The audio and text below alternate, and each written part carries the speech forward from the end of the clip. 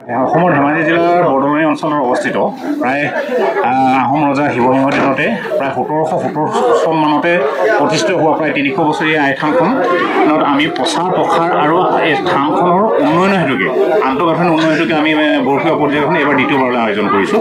ইয়াতে বিশেষকৈ অসমৰ বিভিন্ন জিলাৰ পৰা অংশগ্ৰহণ কৰিছে। ধুবুৰীৰ পৰা আহিছে, শদিয়াৰ পৰা আহিছে, যোৰহাট, গোলাঘাট, তিনিচুকীয়া, লখিমপুৰ, ডিব্ৰুগড়, ধেমাজি, মাজুলী বিভিন্ন অসমৰ বিভিন্ন জিলাৰ পৰা বিভিন্ন বৰশী বোৱা প্ৰতিযোগীয়ে অংশগ্ৰহণ কৰিছে। এই বৰশী বোৱা প্ৰতিযোগিতাত অংশগ্ৰহণ কৰাৰ উপৰিও আমাৰ স্থানীয় বহু মানুহেও আজি তাৰিখত বৰশী বোৱাৰ প্ৰতিযোগিতাত অংশগ্ৰহণ কৰিছে।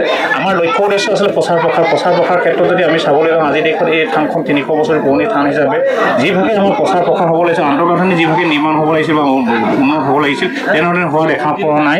গতিকে সেইকাৰণে আমি কিবা কৰি লৈ পিনি ইয়াৰ জৰিয়তে প্ৰচাৰ প্ৰসাৰ কৰাৰ উপৰিও এই থানখন কিবা প্ৰকাৰে ইয়াৰ পৰা কিছু পুঁজি সংগ্ৰহ কৰি লৈ পিনি উন্নয়ন কৰিব পাৰি নেকি তাৰ লক্ষ্য উদ্দেশ্য ৰাখি লৈ পিনি আমি বৰশী পৰ্যায়খন আয়োজন কৰিছিলোঁ।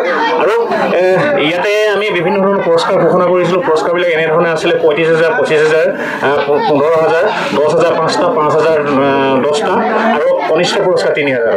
গতিকে যিসকল অংশগ্ৰহণকাৰী বৰশী বোৱা প্ৰতিযোগী অংশগ্ৰহণ কৰিছে তেওঁলোকলৈ আমি শুভেচ্ছা জনাই ধন্যবাদ জনাইছোঁ। আৰু তেওঁলোকক আতিথ্য দিবৰ বাবে আমি যিহেতু দুপৰীয়ালৈ আহাৰ ব্যৱস্থা কৰিছোঁ আৰু যোৱা বছৰ আমি তেওঁলোকক আতিথ্য খুব ভাল হ'ল বুলি কোৱাৰ কাৰণে এইবাৰ আমি দেখিছোঁ সৰ্বাধিক প্ৰতিযোগীয়ে বাহিৰৰ আমাৰ স্থানীয় প্ৰায় 27জন মান প্ৰতিযোগী অংশগ্ৰহণ হৈছে। বাকী টোটেল 153জন প্ৰতিযোগীৰ ভিতৰত বাকী সকলো প্ৰতিযোগী বাহিৰৰ।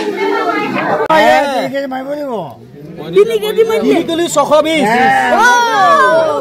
3 কেজি 620